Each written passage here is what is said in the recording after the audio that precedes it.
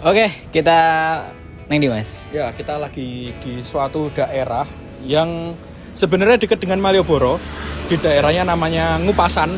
Oh, Ngupasan. Ngupasan daerah ini ya. Nah, di sini kita lagi ada tempat yang masih ada hubungannya juga dengan Yogyakarta. Yaitu coklat dalam. Wah, apa itu coklat dalam? Kenapa kok ada hubungannya dengan Yogyakarta? Karena ini adalah coklat asli Jogja. Yang dimana ada produk coklatnya itu juga mensupport petani lokal Yogyakarta. Gitu. Penasaran Pak? Penasaran banget sih. Karena ini letaknya di tengah kota kan. Jeda 0 km juga. Betul. Sangat mudah dijangkau. Ya, sangat mudah dijangkau dan sangat bisa dibilang menjadi sebuah alternatif. Ya. Oleh-oleh atau barang yang akan dihadiahkan ke teman-teman di rumah. Betul, karena coklat sendiri itu merupakan 3 besar oleh-oleh yang dicari di Jogja. Pertama adalah bakpia, kedua gudeg, dan ketiga adalah coklat. Jadi rugi kalau kamu wisata ke Jogja tanpa pernah nyobain coklat dalam, coklat asli Jogja. Langsung aja kita masuk ke dalam. Kita ketemu sama ownernya, Mbak Meika Hazim dan Mas Wetness Yuda.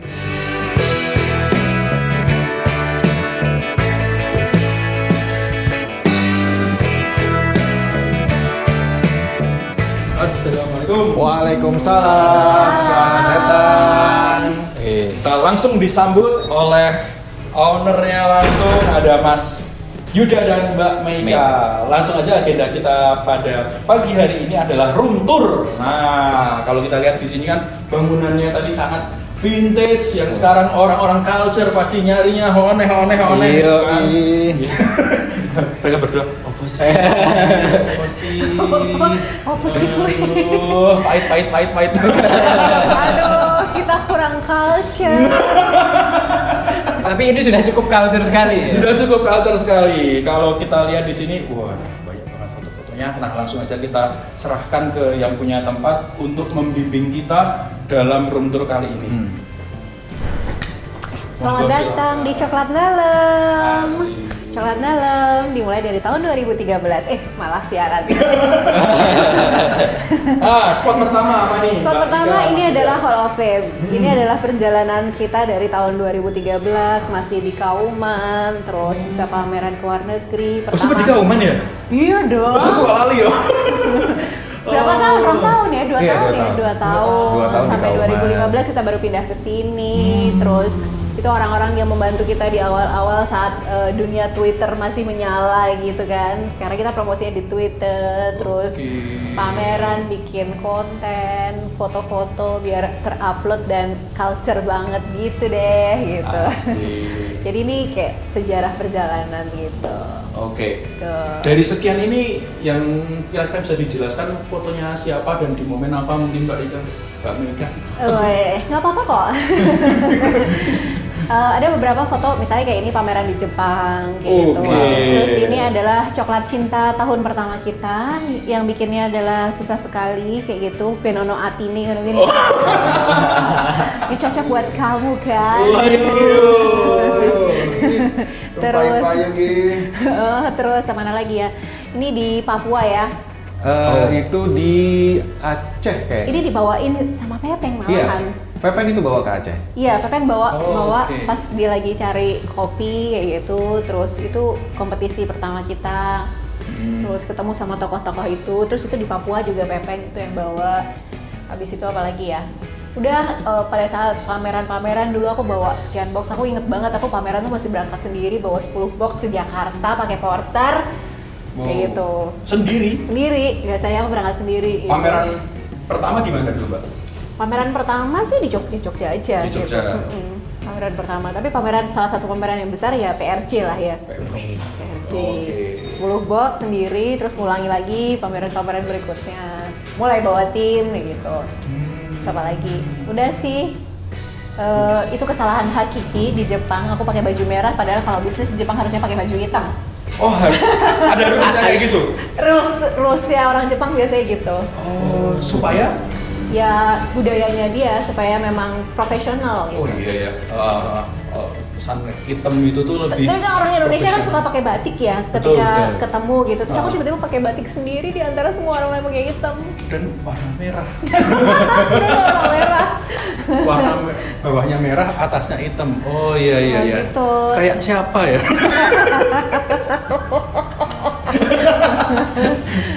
Oke, udah. ini spot Hall of Fame bisa dibilang gitu ya.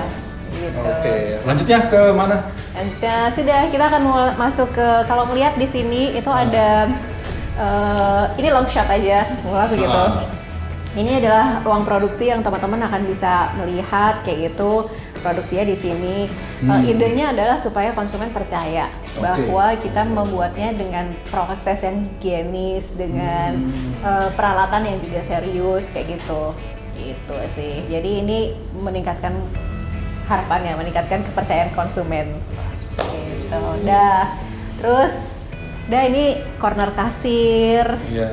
Kita masuk ke corner produk. Wah, ini. Selamat datang di produk-produknya Coklat Dalam. Didominasi oleh produk dark milk white yang tidak bisa dipungkiri bahwa di Indonesia yang paling disenengin tetap milk coklat. Milk coklat. Karena udah biasa yang pakai kacang mede itu kan. Itu kalau boleh jujur memang itu membentuk bagaimana kita tumbuh dan menghargai coklat. Oke. Coklat yang enak buat orang Indonesia sebagian besar adalah referensinya yang coklat dengan kacang mede itu. Oke. Iya. Ini bentuk persepsi banget gak sih Mas? Tapi memang secara sejarah juga yang pertama kali. Dia yang pertama kali. Iya. Yang pertama kali coklat di Indonesia juga dia. Aku pertama kali makan coklat itu kayak kalau nggak salah itu adalah coklat yang gambarnya hewan itu yang berkokok tiap pagi. Coklat jago. Disebut.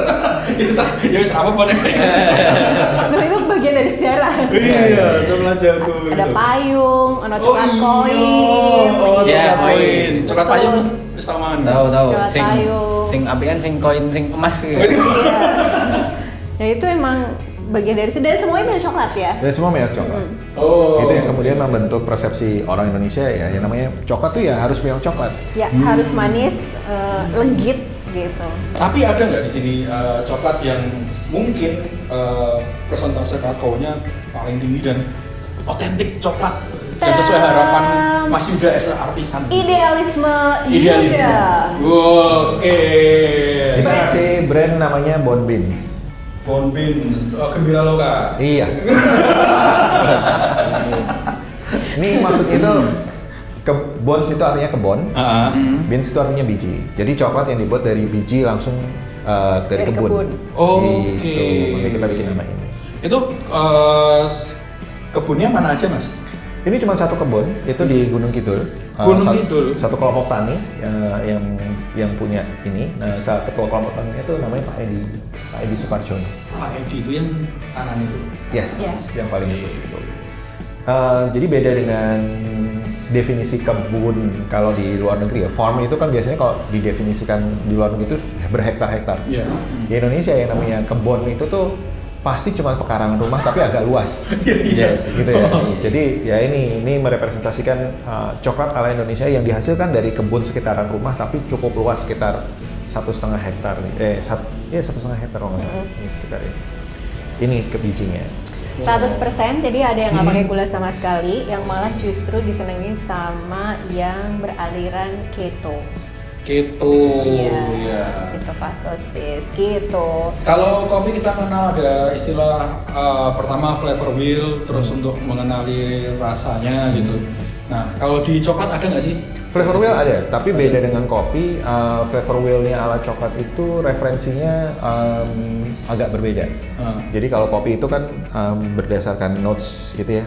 Kalau di coklat itu karena yang mendefinisikan juga dari kelompok yang berbeda, maka kemudian flavor wheels itu bentuknya lebih ke arah psikologis.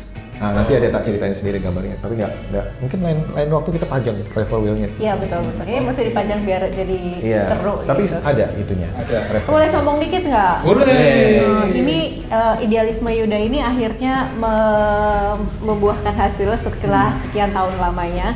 Dari tahun 2015 kita bikin, terus tahun 2004 sama tahun 2005 akhirnya mendapatkan 2024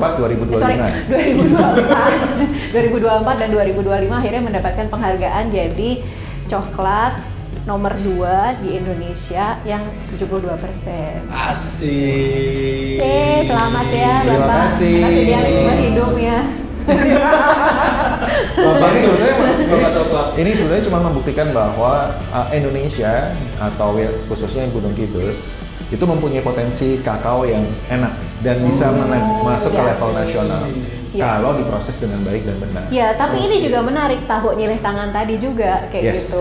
Karena betul. menjadi menang di Indonesia kan baru tahun 2024 dan 2025 berturut-turut alhamdulillah. Tapi sebelumnya sebenarnya di tahun 2017 atau 2019 ya kamu? Oh iya, 2017 si biji kakao yang kita bikin ini udah dibawa waktu Mas Yuda kursus di Belgia. Oke. Dan itu- terus respon orang sana gimana tuh? Nah ini yang jadi menarik kayak gitu karena diolah ya dari biji yang ada dari Venezuela, Aku lupa, pokoknya dari Amerika Latin. Amerika itu ada Latin, dua. terus dari Afrika, Sama terus dari Indonesia. satu dari Indonesia. punya kita. Dari Gunung setelah Kidul itu ya? yang dari Gunung Kidul itu. Dan setelah di blind test hasilnya gimana Bapak? Hampir semua orang, bisa semua orang tuh paling menyukai tuh Gunung Kidul.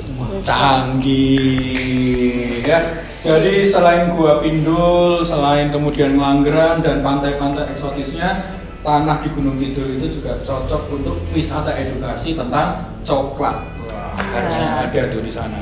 Sampai Gimana? bisa memenangkan dalam tanda kutip ya, Oh. menangkan pilihan yang dari negara-negara lainnya gitu aja. Betul, terus filter QC. Nah, mungkin itu dari sisi idealismenya. Nah, Iya. kemudian dari sisi yang mengedukasi masyarakat lewat rasa yang unik-unik tadi yang mana? Yang ini, kalau ini Oh, adalah oke. ini adalah bagaimana kita bisa masuk ke pasar terlebih dahulu supaya orang itu kenal sama coklat dalam dengan Oke. punya signature cita rasa Indonesia yang tadi disebutin sama Mas Yuda dengan cerita Indonesia.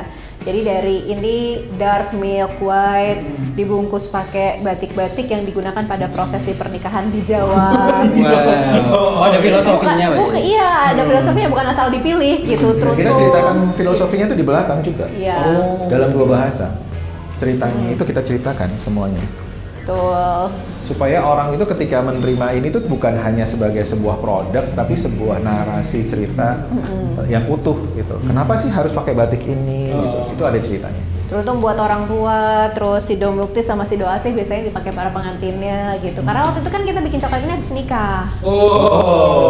Yang buat pas batik nikahan tadi yang mana Mbak? Ini Semuanya, sama semuanya. ini. Oh, ini. Teruntung biasanya dipakai orang tuanya. Oke, nah berarti bro, harus yang iki, gitu. Seperti itu Pak. Nah. Terus apa lagi Mbak Ika? Terus apa ini ada rasa wedang ronde, ada rasa wedang bajigur. Ini kayaknya wedang wuh lagi habis kayak gitu. Ada juga beda mu. Ada wedang wuh juga. Dia memang sangat eksploratif ya. Eksploratif. Terus ada rasa mint, terus rasa buah-buahan yang ceritanya memang prosesnya panjang sekali untuk bercerita. Buah-buahan ini proses risetnya sangat panjang, tapi akhirnya keluar buah dan yogurt yang sebenarnya secara referensi adalah kita tetap ngikutin produk-produknya industri atau FMCG, yaitu dari coklat permen sugus. Oke. Ya. Gitu. Jadi moga-moga kalau makan ini akan terasosiasikan sama itu gitu. Pokoknya waktu itu bilang ini bicaranya pokoknya rasanya kayak sugus ya Pak gitu. Karena aku lihat tutulan pena. Betul. Salah satu metode jualan yang mempermudah orang marketing gitu tuh. Iya betul. Itu memang salah satu parameter yang banyak orang mengira bahwa inovasi itu benar-benar harus berbeda. Sesuatu yang baru. Sesuatu yang benar-benar completely different gitu ya. Padahal inovasi itu bisa jadi produknya baru tapi cara ngemasnya berbeda. Atau rasanya itu ya sebetulnya rasa-rasa zaman dulu yang sudah kita kenal. Iya. Tapi dikemas dengan cara yang baru. Contohnya ya banyaklah sekarang brand-brand yang kemudian meremajakan gitu ya produknya gitu. Produknya masih sama, jajanan tradisional makanan gitu ya, kemudian atau roti gitu ya, tapi kemudian dikemas dengan cara yang berbeda yang lebih. Wah, ini tantangan buat teman-teman F&B kota gede, apalagi yang ngurusin jajanan tradisional, ada kipo, roti kembang waru, ayolah kita berinovasi walaupun produkmu itu oji, tetap masih bisa dikenal secara lebih luas lagi, apalagi misalnya bisa dikenal sampai Eropa sana. Kalau untuk FNCG yang tradisional itu bisa mengkiblatkan diri, bukan mengkiblatkan diri, mencari referensi. Contohnya adalah satu brand besar yang ada di Madiun, roti Bruder Chow. Oh iya, Bruder. Itu dulu Betul. sekitar 5-6 Konvensional. tahun yang lalu itu masih konvensional sekali. Sekali beli itu harus satu box isi 12 gitu ya, nggak bisa milih rasa dan terusnya. Sekarang itu dijual satuan travel, yang satuan supaya traveler itu bisa langsung beli, bawa berangkat terbang atau di kereta. Itu Keluar dari Madiun. dan keluar dari Madiun. Dan itu keren banget. Itu perkembangan yang luar biasa setelah sekian generasi mereka berkutat dengan satu bentuk yang tradisional. Resepnya masih sama, rasanya masih sama, Yep. konsisten, tapi kemasannya Packagingnya keren banget. Ya. Nah, ini perlu nih dicontoh teman-teman UKM tradisional yang ada di kalau daerah saya kota gede itu, saya sangat berharap roti kembang waru dan kipo itu bisa melegenda lah gitu, kayak bakpia dan yang lain sebagainya. Bapak bisa nggak bikin coklat rasa kipo? bisa. Woi. Insya Allah. Lucu nih. Mungkin idenya juga bisa kipo, tapi rasanya kayak coklat Dubai. Oh iya. Yang keluar viral ya. Iya. Mau pasang Ex Kota Gede guys. Iya tuh, lucu banget. Iya kan?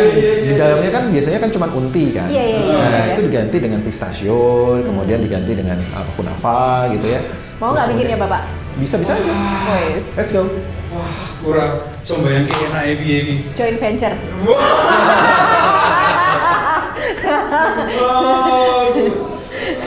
Berarti nih itu launching kita ngobrol lagi mas. Kita diundang mas gitu.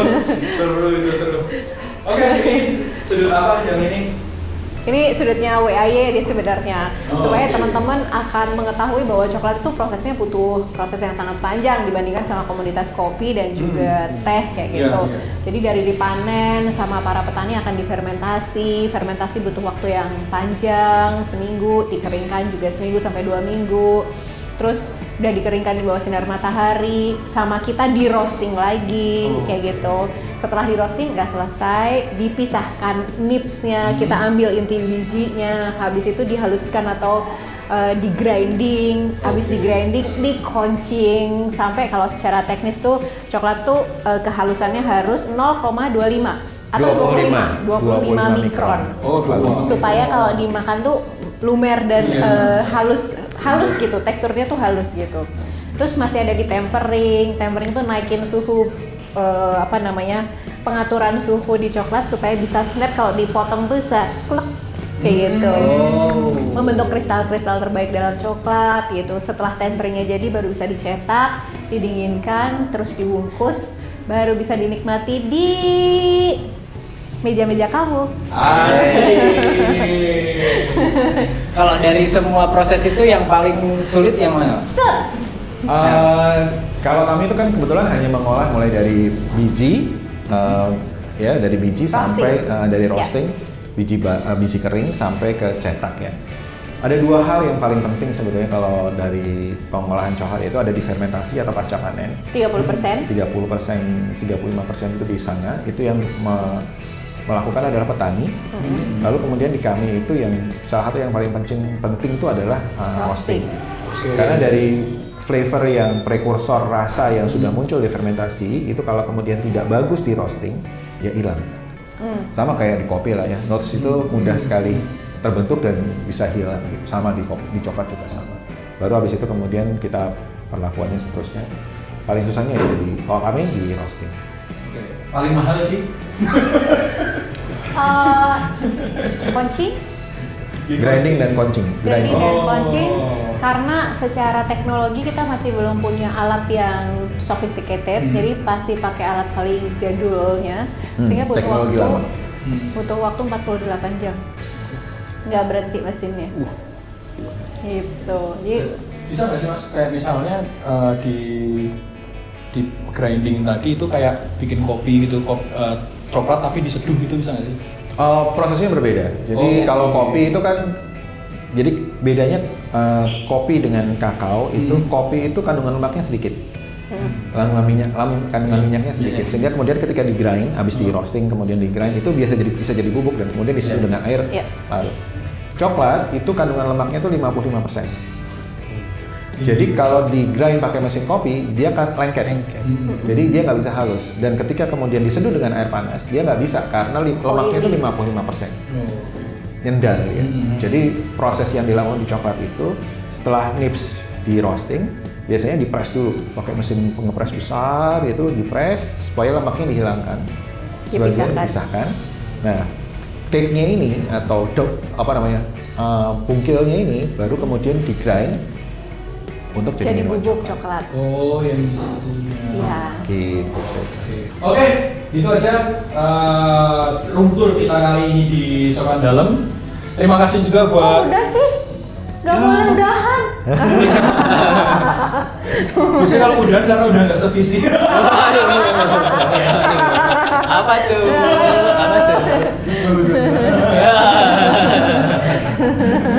Gitu, thank you banget buat Mas Yuda. Terima kasih sudah mampir.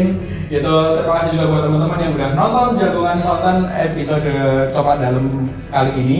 Sampai jumpa di Jagongan Santan berikutnya. Jagongan Santan, Canda Tanya bersama.